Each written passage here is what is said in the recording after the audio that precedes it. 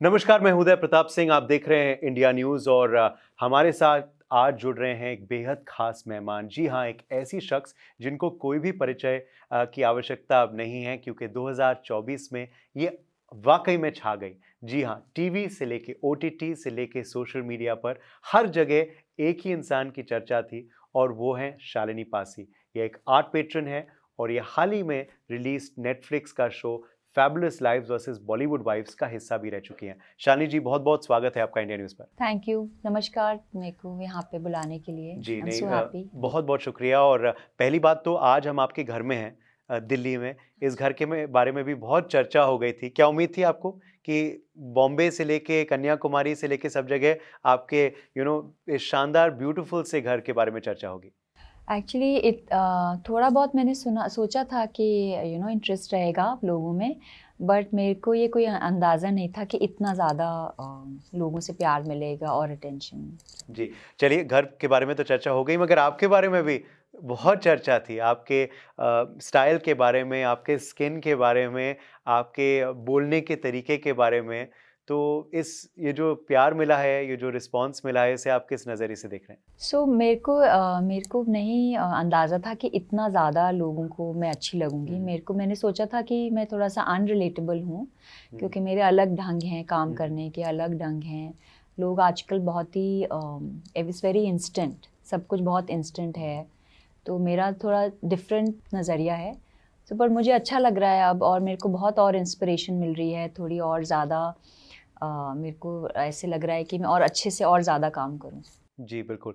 और मैं ये भी पूछूँगा कि क्या ये जो चर्चाएँ होती हैं, आपके बारे में जो कमेंट्स आते हैं, इतने लोगों का प्यार आता है, वो आप पढ़ पाती हैं या कम? तो मैंने दिन में थोड़ा टाइम निकाला है हुँ, हुँ। उसके लिए, क्योंकि बहुत ज़रूरी है कि मुझे पता लगता रहे कि लोग क्या सोच रहे हैं। जी। और जैसे कई लोग कहते हैं कि बाल हमेशा बंधे होते हैं, खुले क्यों नहीं रखते, ये सब बहुत ऐसी चीज़ें भी आती हैं। कई लोग कहते हैं बहुत तो फिर वो अच्छा लगता है पढ़ना, और समझ भी आता है जी। कि क्या नज़रिया है लोगों का, क्योंकि आई थिंक जो एनर्जी लोगों से आ रही है मुझे, उसी को ही मैं आगे उनको भेजना चाहती हूँ। तो जब तक ये इंटरैक्शन मेरा नहीं होएगा उनके साथ, तो मुझे नहीं पता लगेगा, जी। क्योंकि वही मेरे सबसे एडमायरर्स हैं, वही मेरे क्रिटिक हैं। अ, आप बहुत लोगों की स्टाइल आइकॉन अब बन चुकी हैं, मगर आपके लिए स्टाइल आइकॉन कौन है? आप किसके स्टाइल को पसंद करते हैं? एक्चुअली जो मेरा जो स्टाइल है, ये बहुत ही अभी जो शो में जैसे आया है, वो बहुत ही एक्लेक्टिक है, बहुत ही मिक्स्ड है। तो मेरा ये आइडिया था, क्योंकि मैंने देखा है कि दिल्ली की काफ़ी लड़कियों को शौक होता है बहुत चीज़ें डालने का एक चीज़ में, तो मैक्सिमलिस्ट आउटलुक है। पर जो मेरे आइकॉन्स हैं वो ओवर द इयर्स के लिए रहे हैं, जैसे ऑड्री हेबन हो गए, गायत्री देवी हो गए, हेमा मालिनी, 1970s के बहुत एक्ट्रेसेस थे वो हैं, एंड मेरी ग्रैंड मदर, मेरी मदर। सो इन सब लोगों से इंस्पिरेशन लिया गया है। जब शालिनी स्कूल में थी तो वो कैसी थी? ऐसी थी, एक क्लास से दूसरी क्लास एक एक्टिविटी से दूसरी एक्टिविटी। उस टाइम भी मैं अपने ही मन से ही करती थी काम, कोई मुझे बैठा नहीं सकता था ज़बरदस्ती कि अच्छा। अभी आपने ये करना है तो ये करो, वो होता नहीं था। बट मैं बहुत ही बाय द बुक थी, हमेशा बुक्स, हमेशा रूल्स पे चलती थी, और मैं रूल तोड़ती भी थी जब मुझे लगता था कि वो ठीक नहीं है कई चीज़ों के लिए। Also stand up, I used to also be, अगर कोई क्लास डिस्टर्ब कर रहा है उनकी कंप्लेन भी मैं करती थी। अच्छा। तो जी। ऐसी चीज़ें हैं। फ़ेवरेट सब्जेक्ट आपका क्या था स्कूल में? फेवरेट सब्जेक्ट था हिस्ट्री। अच्छा, इतिहास के बारे में पढ़ना या पसंद था। और आर्ट भी उस समय? हाँ, आर्ट भी था। पेंटिंग भी मैंने लिया हुआ था स्कूल में, मैंने सीबीएसई में टॉप करा था पेंटिंग में, ऑल इंडिया में। जी। और उन्होंने हमें एक अवार्ड प्राइज़ भी दिया था मॉनेटरी, जी। सीबीएसई में। जी। जब आप बचपन में क्या बनना चाहती थी बड़ा होके? जब पूछा जाता था कि आप क्या बनोगी बच्ची? एक्चुअली उस टाइम नहीं पूछा जाता था क्या बनोगे, उस टाइम मतलब इतनी आजकल है कि हाँ। क्या बनोगे। उस टाइम आई थिंक 1970s में जब हम लोग ग्रो कर रहे थे, तो हमारा देश भी ग्रो कर रहा था। उस टाइम वो नेशनलिस्ट जो भावना थी, वो बहुत अलग तरीके से थी। हमें बहुत प्राइड था अपने देश में, नई बिल्डिंग्स बनी थी, नए सेंटर्स बन रहे थे, नए नए हर तार एक नया फ्लाईओवर बनता था, तो हमें बड़ी खुशी होती थी। तो वो ज़माना बहुत अलग था। जी। अभी कोई फ्लाईओवर बनता है तो प्रोटेस्ट शुरू हो जाते हैं हाँ। कि अलग, मतलब इतनी चीज़ें बदल गई हैं। तो उस टाइम क्या क्वेश्चन था, मैं जी बिल्कुल अलग चली नहीं तो गई। कि क्या कुछ ऐसा ख्याल था कि क्या बनना चाहती नहीं हैं तो मैं अपने दिल में मैं बनना चाहती थी आर्किटेक्ट, हाँ बट मैथ्स मेरा स्ट्रॉन्ग पॉइंट नहीं था, जी मैथमेटिक्स में मैं अच्छी नहीं थी बिल्कुल भी, तो वो हुआ नहीं, फिर आर्टिस्ट बनना चाहती थी। तो मैं आप बट आप ख्याल में चली गई, मगर ये मैं देख पा रहा था कि आपको पुरानी चीज़ें बहुत पसंद है जो पुरानी चीज़ें, जी 1980s architecture, 70s architecture, 70s के एक्ट्रेसेस जैसे आप कह रही 70s थी की एक्ट्रेसेस, या जी जी ओके अब मैं पूछना चाहूँगा आपके शो के बारे में ये रियलिटी शो आपने किया है बहुत आप उभर के आई हैं उस शो में क्या मन में था जब मेकर्स आए ये कॉन्सेप्ट लेकर क्यों अब हाँ बोला क्योंकि इससे पहले आप लाइमलाइट में नहीं आई हैं तो हाँ बोलने का क्या वजह था और अनुभव फिर शो पे कैसा था तो मैं एक्चुअली बहुत दिल से करना चाहती थी एक ट्रैवल एंड आर्ट शो अच्छा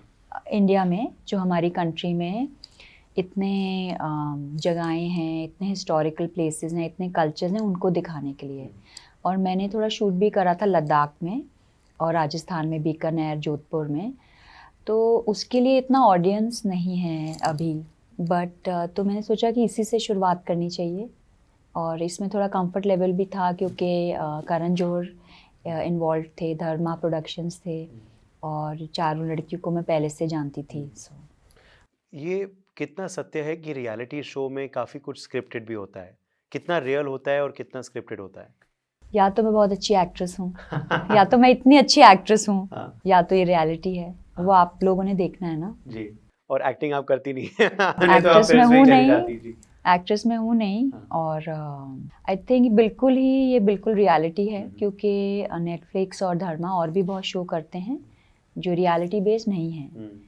तो जो रियलिटी है वो रियलिटी बहुत ही स्ट्रिक्ट हैं, इनके रूल्स बहुत स्ट्रिक्ट रहते हैं, इनके जो उनका फॉर्मेट है वो भी बहुत स्ट्रिक्ट है, बिकॉज अगर ये सिर्फ एक ऑडियंस के लिए नहीं बनाते हैं, ये इनका जो लार्जर प्लेटफॉर्म है उस पर भी ये आंसरेबल हैं, तो it's fully reality, it's not scripted. आप मुझे लाइन अगर कुछ बोलेंगे मैं नहीं याद कर पाऊँ।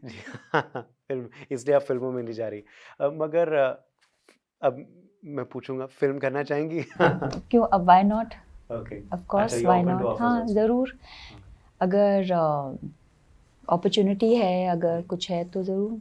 सबसे फेवरेट एक्ट्रेस कौन है So I think Saira Bano, Deepika Padukone, and Rekha ji, of course. Yeah. हाँ Rekha ji also favorite actor Favorite actor would be, I think, Shashi Kapoor, Dilip Kumar, Shah Rukh Khan ji, Devanand ji. Yeah. अभी आप एक और reality show में थी big boss में कैसा अनुभव था आपका एक्चुअली बहुत ही अच्छा, उससे पहले मैं कपिल शो में भी गई थी, वो बहुत अच्छा था। कपिल शो में जो उनका एटमॉस्फेयर था, जो म्यूजिक बजाते हैं, it's outstanding. I had fun, मेरे को मज़ा आया, stay on camera and off camera भी। कपिल शो में तो बहुत मज़ा आया था, बिग बॉस में बहुत मज़ा आया। जी कॉमेडी पसंद है आपको आई थिंक वो इतने फनी हैं, उनके एक्टर्स जो कपिल शो में हैं वो इतने टैलेंटेड हैं, माय गॉड, उनका कॉमिक तो अनबिलीवेबल है, इट्स आउटस्टैंडिंग। जो टैलेंट है उन लोगों का, वो तो इतना फनी, मतलब मेरी हंसी नहीं रुक रही थी। बहुत बहुत अच्छे हैं। और बिग बॉस की बात करें तो कोई ऐसा एक कॉन्टेस्टेंट जो आपके लिए उभर के आया, एक दो मेरे को अभी वो यामिनी आई थिंक वो बाहर आ गई हैं, वो बहुत अच्छी थी, और श्रुतिका बहुत अच्छी हैं। I hope Shilpa ji, I think सब, I think very good, all of them are, yeah I think they are very hard working, and I think they'll make it. जी आप अगर बिग बॉस के घर में आपको भेजा जाए तो आप कैसी कंटेस्टेंट होगी वो तो टाइम बताएगा ना, उस टाइम मेरा क्या दिल कर रहा होगा करने का। आई थिंक चुंग काफ़ी हार्ड वर्किंग है, और वो काफ़ी शी इज़ काफ़ी इंटेलिजेंट भी हैं, तो वो धीरे धीरे करके वो अपनी एनर्जी को कंजर्व करते हैं, जो मैंने उनको देखा है। तो आई थिंक मैं एक कॉम्बिनेशन होंगी, आई थिंक चुंग का और श्रुतिका का, if I were to go. अगर आप आई थिंक अगर मैं जाऊंगी तो एक नहीं होंगी, मैं 2-3 लोगों का कॉम्बिनेशन होंगी। मगर आप अपनी पूरी टीम के साथ जाना चाहेंगे? हाँ क्या ही मैंने बोला है सलमान खान जी को, मैं आऊँगी तो पूरे टीम के साथ आएंगे हम। चलिए, और एज अ होस्ट कैसे लगे आपको सलमान खान? बिल्कुल अमेजिंग, बहुत अमेजिंग, और on time, just amazing. Obviously I मेरे को कोई बोलने की ज़रूरत नहीं है, वो तो इतने ग्रेट हैं। हाँ हाँ, और बहुत प्यार में उनको मिलता है शो के लिए, आपको भी बहुत प्यार मिल रहा है। अच्छा, मैं अब आपसे पूछना चाहूँगा कि 2024 का साल अगर हम अब वापस देखें, क्योंकि अब बिल्कुल साल के आखिर में आ गए हैं, तो ये साल आपके लिए कैसा रहा है? Fabulous, truly fabulous. Truly fabulous, okay. I would say. And 2025 को लेकर उम्मीदें, कुछ लक्ष्य? बट मैं हमेशा यही चीज़ मांगती हूँ, मैं हमेशा यही दुआ करती हूँ अपने लिए कि मुझे इतनी शक्ति और बुद्धि दें कि मैं अपना काम कर सकूँ। बाकी जो होना है वो तो होएगा ही। हम्म, सो एक आदमी, मतलब मुझे क्या चाहिए, मुझे अपने शक्ति चाहिए, हम्म, अपने बॉडी में एनर्जी चाहिए और जी। इंटेलिजेंस, जो सही और गलत को करने के लिए, सही और गलत के बीच में अंदाज़ा रखने के लिए। जी, क्या आप इस सब में विश्वास करती हैं, एनर्जीज में, गुड एनर्जी में, वास्तु में? बिल्कुल, बिल्कुल। ये ज़रूरी होता है? हाँ जी, बिल्कुल। जी, ओके। और अगर आप व्यूअर्स को टिप देना चाहें कि हेल्दी लिविंग और हैप्पी लिविंग कैसे रखें नए साल में, तो क्या कहेंगे उनको? आई थिंक सबसे पहले तो जो क्लटर है घर का वो हम्म, निकालें, वो बहुत ज़रूरी है, वो मुझे भी करना है। मेरा काफ़ी क्लटर इकट्ठा हो गया है। और उसके बाद में जो क्लटर मेटाफोरिकली अपने माइंड से भी निकालिए, जो चीज़ें इंपॉर्टेंट हैं जैसे फैमिली है, हेल्थ है, जॉब है, उस पे ध्यान दें। और हर चीज़ का समय होता है। कई बार कई रिलेशनशिप्स होते हैं, बच्चे, पेरेंट्स, उनको उस समय टाइम देना पड़ता है, तो टाइम बहुत ज़रूरी है, किस समय आप क्या करें। और टेलीविज़न मत देखिए, वेस्ट ऑफ टाइम। आप नहीं देखती? नहीं, क्यों? नहीं, ऐसे ही जो मुझे अगर न्यूज़ पढ़नी होती है मैं ऐप पे पढ़ लेती हूँ। आई होप हमारा ऐप भी पढ़ती हैं आप। आपका तो आप कह भी रही हम हैं कि पढ़ेंगे, बंद हम कर बोलेंगे दीजिए, आपका चैनल ना अपना। देखें। नहीं, मैं कह रही हूँ कि अपना अगर न्यूज़ मेकर बनना है तो न्यूज़ नहीं देख सकते। सही बात। तो आई थिंक एक्चुअली क्या होता है कि जैसे एडिक्शन होता है, वैसे ही टेलीविज़न देखना भी ब्रेन के लिए एडिक्शन है। इट्स अ मूविंग इमेज, जो इंस्टाग्राम पे भी हम कहते हैं कि हम टेलीविज़न ही देख रहे हैं पर हम इंस्टाग्राम पे बैठे हुए हैं। तो हर बार जब एक स्क्रीन, एक इमेज आती है, वो फ्लैश करती हुई, वो ब्रेन को आपको एडिक्ट करती है। जी। तो उसमें जैसे हम कोई मीठा खाते हैं या कोल्ड ड्रिंक पीते हैं या सिगरेट पीते हैं, वही सेम एडिक्शन, वही सेम ट्रिगर्स होते हैं ब्रेन में टेलीविज़न देखने से। तो ये भी एक एडिक्शन है। तो अबाउट 7-8 ईयर्स मैंने बिल्कुल बंद कर दिया। ऑफ कोर्स मैं कुछ अच्छी डॉक्यूमेंट्रीज, फिल्म जब भी कभी आते हैं तो मैं देखती हूँ, बट मुश्किल हो जाता है मुझे बैठना, बिकॉज काम इतना होता है कि मेरे को दिल करता है कि मैं अपना काम ख़त्म कर लूँ। जब फुर्सत के पल आपको मिलते हैं, तो आप क्या करना पसंद करती हैं? तो मैं अपना पूजा करती हूँ, थोड़ा पूजा करती हूँ, मंदिर जाती हूँ, तो जी। आपने एक और बहुत या अच्छी सिंगिंग चीज़। क्लास कर लेती हूँ। अच्छा, क्या आप अच्छा गाती हैं? अच्छा नहीं गाती हूँ पर कॉन्फिडेंस है। आप आगे अच्छा है नहीं अच्छा वो आप लोग बताएं। ओके, मैं आज आपसे गवाऊंगा नहीं, मगर अगली बार जब हम मिलेंगे तो मैं ज़रूर आपसे कुछ गवाऊंगा। ज़रूर। और उम्मीद है कि आप कॉन्फिडेंस से अच्छे से गा भी लेंगी। मगर एक गाने से याद आया, अभी आपने दर्शन के संग एक गाना भी किया है, बहुत चर्चाएं हैं उस गाने की, क्या रिस्पॉन्स मिल रहा है? रिस्पॉन्स तो वो सपोज टू बी, ये एक्चुअली है एक फनी स्पूफ है। हाँ, तो वो बनाया न्यू ईयर्स के लिए, हाँ, तो फन है और मैंने ही गाया है। हाँ, और ये गाना उन्होंने मुझे लिटरली वैन में लिरिक्स दिया था। ओके। तो उन्होंने कहा ये आपको गाना भी है। तो मैंने कहा आप तो, मैंने सुना था कि आप कोई सिंगर ला रहे हैं। हाँ, नहीं, आपको गाना भी आपको ही है। तो मैंने ही गाया था वहीं पे उसी टाइम ही, इम्प्रॉम्प्टू। हाँ, और कोई हाई टेक रिकॉर्डिंग वगैरह से नहीं, जो सिंपल। वाह। या और काफ़ी वायरल बन गया दर्शन भी, और आपका भी नहीं, एक दर्शन तो पहले से ही हैं, हाँ, बहुत ही फेमस हैं। जी। और जो आई थिंक ये आई थिंक फन है। आई थिंक न्यू जनरेशन्स लोग अपने आप को बहुत सीरियस लेते हैं। अपने काम को सीरियस लीजिए। और मतलब जो मेरा ड्रेसिंग है, जो मेरा एटीट्यूड है, वो मैं बहुत ही फन तरीके से करना चाहती हूँ, पर जो मेरा काम है वो मैं बहुत सीरियस से करती हूँ। तो अगर मैं अपने आउटलुक में भी, अपनी अपीयरेंस में, अपने टॉक में भी अगर मैं सीरियस हो जाऊंगी तो मैं बहुत ही सीरियस पर्सन हो जाऊंगी, जैसे मैं पहले थी। तो मैंने ये करा है ओवर द इयर्स, वार्डरोब को और पर्सनालिटी को लाइट रखा है और काम को टाइट रखा है जी। तो ओके, आखिरी 2-3 सवाल अब। एक तो गानों पे पूछूंगा, आपके फेवरेट गाने कौन से हैं? मेरे फेवरेट देवानंद जी के गाने मेरे बहुत फेवरेट हैं, मुझे बहुत अच्छे लगते हैं उनके गाने। और एक तो हैं गाने किशोर कुमार जी के। एक और बहुत अच्छी चीज़ आपने बोली है आपके शो में भी, जो काफ़ी पॉपुलर हुआ था, कि ईर्ष्या ना रखिए, जेलसी ना रखिए, राइवलरी ना रखिए। ये बहुत अच्छी चीज़ें जो लोग सीख सकते हैं सबसे। पर क्या आपने पहले रखी थी और फिर आपने अपने आप को बदला? हाँ जी, एक्चुअली 2 चीज़ें हैं। एक तो अगर मैं किसी से जेलस होती हूँ, तो जेलस जब मैं होती थी पहले, जब मैं छोटी उम्र की थी, तो मैं सोचती थी मैं क्यों जेलस हूँ इनसे। तो मैंने किताबें पढ़ने का शौक था, थोड़ी साइकोलॉजी वगैरह, ह्यूमन साइकोलॉजी पढ़ने के लिए। तो मैंने उसमें पढ़ा कि आप उनसे जेलस होते हैं जिनकी जो क्वालिटी आपके पास नहीं है। अगर किसी के लंबे बालों से जेलस हैं, आप इसलिए जेलस हैं क्योंकि आपके लंबे बाल नहीं हैं। अगर किसी की आवाज़ से जेलस हैं तो आप अच्छा नहीं गा सकते, इसलिए आप वो चाहते हैं कि आप अच्छा गा सकें। अगर किसी की भाषा से आप जेलस हैं तो आपको वो स्किल चाहिए है। आप उस इंसान से जेलस नहीं हैं, उनके पास एक चीज़ है, चाहे वो वेल्थ हो, चाहे ब्यूटी हो, आपको वो चाहिए। अगर तो आप वो अपने में प्रैक्टिस करके ला सकते हो। अगर आप किसी सिंगर से जेलस हैं तो आप गाना गाइए। अगर तो आप अच्छे सिंगर बन जाएंगे तो बहुत अच्छी बात है। अगर आप नहीं बन सके तो आप उनसे क्यों जेलस हो रहे हैं? वो तो टैलेंट हो गया ना फिर उनका, आपने ट्राई करा, आप फेल हो गए। तो अगर मैं किसी को भी मिलती हूँ, कई बार मैं कई लड़कियों से मिलती हूँ, बहुत अच्छे से बोलती हैं, बहुत अच्छे से स्टाइलिशली खा रही होती हैं, या बहुत अच्छे से उनकी भाषा बहुत साफ है, तो मेरे को तब समझ आया कि मैं चाहती हूँ कि मैं ऐसे बोलूँ। सो कभी भी मैं कई लोगों से मिलती हूँ तो अगर मुझे लगता है कि मेरे में कुछ कमी है या उनकी चीज़ मुझे चाहिए तो मैं हार्ड वर्क करती हूँ उसके लिए। तो एक्चुअल साइकोलॉजी ये है, if you are jealous of someone, अगर आप किसी की वेल्थ के जेलस हैं तो आप हार्ड वर्क करिए। अगर आप किसी की फिजिक से जेलस हैं तो आप वर्कआउट करिए। अगर टैलेंट से हैं तो आप, अगर पेंटिंग से हैं तो आप पेंटिंग सीखिए। और अगर आप नहीं सीख सकते तो आपको राइट ही नहीं है जेलस होने का, बिकॉज वो है ही नहीं आप में चीज़। बिल्कुल, ये बड़ी अच्छी चीज़ आपने एक ये चीज़ है, और दूसरी है कि मैं कभी भी कोई इन्फॉर्मेशन किसी को जो हेल्प कर सकता है वो विदहोल्ड नहीं करती हूँ।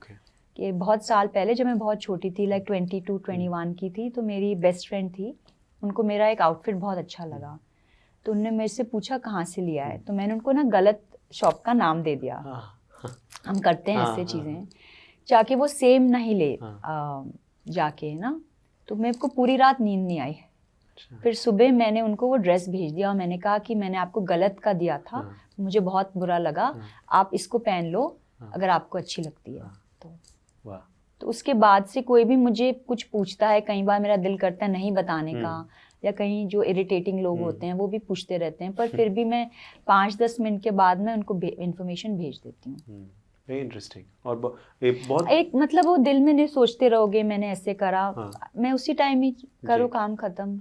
मेंटल प्रेशर भी पड़ेगा और स्किन पे भी प्रेशर पड़ेगा। Mental hormones are anxiety it causes if you are lying to someone, if you are cheating someone, if you are feeling guilty, it's a different kind of hormone that is secreted in the body and it harms the self. Okay. Shahrukh Khan भी इस साल चर्चा में थे। IIFA को उन्होंने बखूबी से होस्ट किया, बहुत लोग पसंद करते हैं उनको, वहाँ कितने फैंस थे उनको। आप क्या सीखी हैं उनसे, क्योंकि आप उनको करीबी से जानती हैं? एक्चुअली जो उनका हार्डवर्क का लेवल है वो तो it is incredible. I don't think I have seen इतना हार्डवर्क जो वो अपने काम में डालते हैं, वो बहुत ही एक्सेप्शन है। या एक्चुअली वो कोई भी काम करेंगे वो सक्सेसफुली रहेंगे, बिकॉज उनकी learning, in depth dedication is world famous. So चलिए, आखिरी सवाल अब आपसे। न्यू ईयर का वक्त है, हॉलीडे मूड में है सब, तो एक टिप चाहिए शालिनी जी से कि शालिनी जी की पार्टियां जो हैं वो बहुत फेमस हैं और बहुत अच्छी तरह से आप होस्टिंग करती हैं, तो अगर किसी को अच्छी तरह से न्यू ईयर पार्टी करनी है तो क्या टिप देंगी उनको? I think party tip host करने के लिए आई थिंक सबसे ज़रूरी है आपका मिक्स ऑफ जो आपके गैदरिंग हैं, लिस्ट, आपकी गेस्ट लिस्ट ऐसे बननी चाहिए कि सब एक दूसरे को पसंद करें। और एज अ होस्ट आपका ये रिस्पॉन्सिबिलिटी रहती है कि आप सारे गेस्ट को मिलाएं। अगर कोई गेस्ट हैं जो आपस में एक दूसरे को नहीं जानते हैं, उनको इंट्रोड्यूस करें। न्यू ईयर्स में बड़ा, स्पेशली दिल्ली में, नॉर्दर्न इंडिया में हीटिंग बहुत ज़रूरी है। आउटडोर कर रहे हैं तो अंगीठियाँ और इंडोर्स तो अगर हीटर्स पॉसिबल हैं वो बहुत ज़रूरी है। एम्बियंस सेट करना, म्यूज़िक एंड फूड। एब्सोल्युटली, सारे आपने गिना दिए। तो ये चेक पॉइंट है आपकी, if you want to have a good new year party, Shalini ji style. मगर ये आपने बहुत इंटरेस्टिंग कही सर्दियों के बारे में। आई यू अ समर पर्सन या winter person? I am a winter person. अच्छा, सर्दियाँ आपको पसंद है। हाँ, मुझे हमेशा ही सर्दियाँ पसंद है। हाँ, ये हमारी दिल्ली की खूबी है जो बॉम्बे में नहीं है। हाँ, बॉम्बे वालों की सीज़न ही नहीं है। सीजन ही नहीं है। सो एक्चुअली यही मैं काफ़ी कुछ जो लोग कहते हैं कि दिल्ली में आप कपड़े बदलते रहते हैं, ऐसे 10 दिन में मौसम बदल जाता है। अभी ठंड है, फिर ज़्यादा ठंड है, फिर बहुत ठंड है। जी, जी। तो फिर वो लेयरिंग में वो इनको थोड़ा अब लोगों को थोड़ा समझ आ गया है। जैसे हमारे मॉनसून भी होते हैं, बारिश होती है, और फिर समर्स हैं, peak summers, then light summers. So वो ड्रेसिंग ऐसी है, हमारे खाना बदल जाता है। अभी हम सरसों का साग ले रहे हैं सब, तो अब गाजर आ गई हैं गजरेले वाली, यू नो। सो ये सब चीज़ें बदल जाती हैं with in a month 2 month. जी, और ये तो मज़ा है दिल्ली यही की मज़ा है सर्दियों दिल्ली का। का। जी, चलिए तो आप एंजॉय करिए सर्दियों Thank को। you so much. और मैं आपको खूब शुभकामनाएं देता हूँ शालिनी Thank you जी, कि जी। आपके लिए बहुत सक्सेसफुल साल रहा ये, और उम्मीद करते हैं कि ये जो सक्सेस है और ये प्यार जो है वो 2025 में और आगे मिलते रहे आपको। Thank you so much, thank you so much.